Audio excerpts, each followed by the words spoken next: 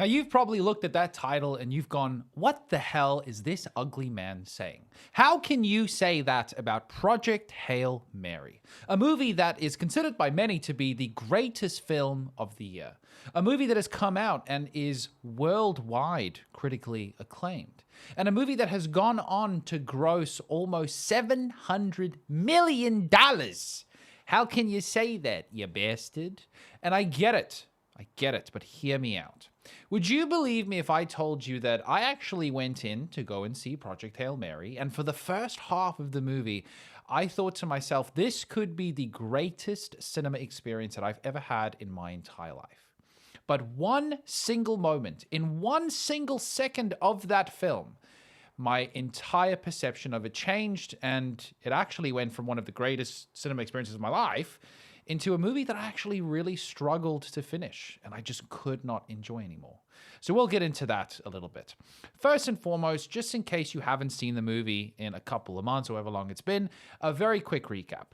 Project Hail Mary stars Ryan Gosling, who essentially plays an isolated, lonely scientist who wakes up aboard a spaceship, and through a series of flashbacks realizes that he is the only survivor on a one-way space trip that is being used to try and get to a certain portion of space to retrieve data that is going to potentially help save the sun. Okay, the sun is dying. Throughout his journey there, he wakes up and he eventually encounters an alien. This alien is called Rocky. The two of them become really good friends. They overcome some, circumstances and things like that. They become really good best buddies, and eventually they manage to save planet Earth. Pretty interesting story, right? Kind of an interesting concept there. But there's two things that completely broke the immersion for me in this movie. So I guess I didn't necessarily know what I was going into. My fiance said, "Hey, I want to go and watch Project Hail Mary because it stars Ryan Gosling." And I was like, "Okay, anytime that guy makes a movie, we have to go and see him." And I thought that it was going to be a really hardcore, true to science, realistic film. That's what my interpretation was of this. And that's kind of what I was expecting when I started watching the movie, right? The first half is really interesting about, what happens if the sun starts dying? There's really no way for us to get out of it. What do we do? And I thought, this is actually amazing. It's really gotten my brain moving. It speaks to the wider circumstances of being human and in this big cosmos that we can't really control. But, the longevity of us, how is that going to look in the next 10, 20, 100 years? But one single moment completely broke the immersion. And there's one thing that I did not like, and it is the alien.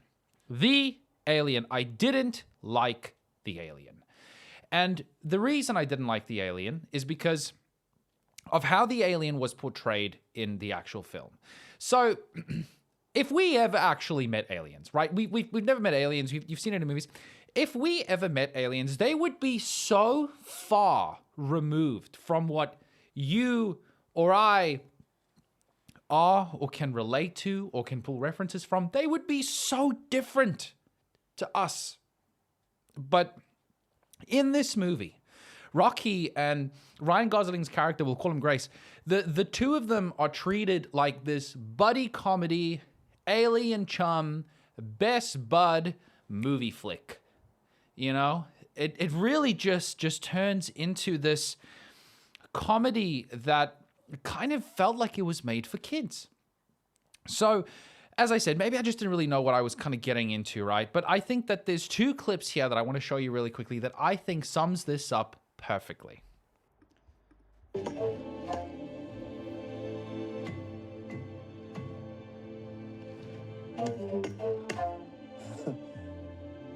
You like tapping, huh?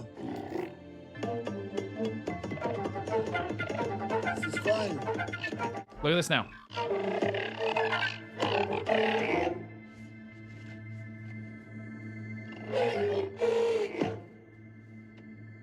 You're pointing.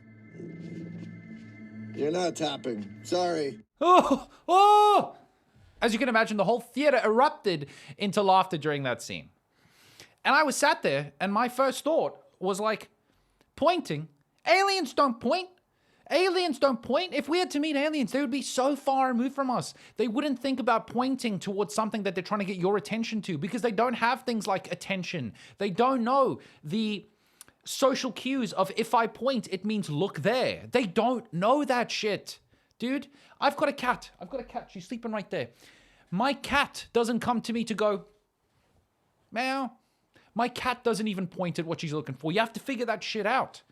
You know, animals don't point at, and this is coming from something that comes from the same planet as us.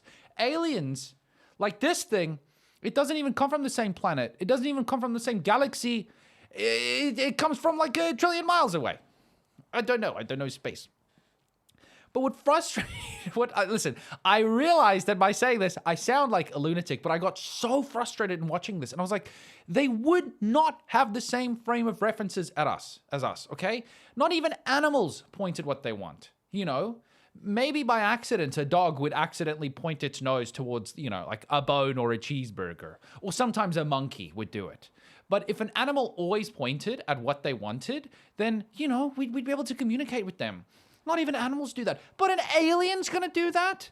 It's like they would be so far removed from our frame of reference that we wouldn't even be on the same stratosphere of social understanding. Have a look at this. I realize I sound crazy. Have a look at this next one.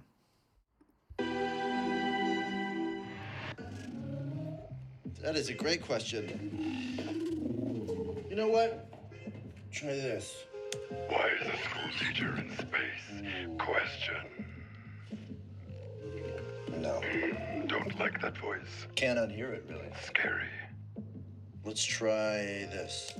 Oh, Nope. why is a Nope. school teacher No in need. space? No need to even continue. Good. Nope. Why is a school teacher in space? What's so funny? Question. Ugh! Hey, you see what I'm saying? Number one, it's scary. Aliens wouldn't know fear, dude. They wouldn't. They wouldn't know humor. They wouldn't know what a joke is. We as humans are already so complex. We can't even relate to a cat. How the hell would an alien understand humor? How the hell would they understand what scary is?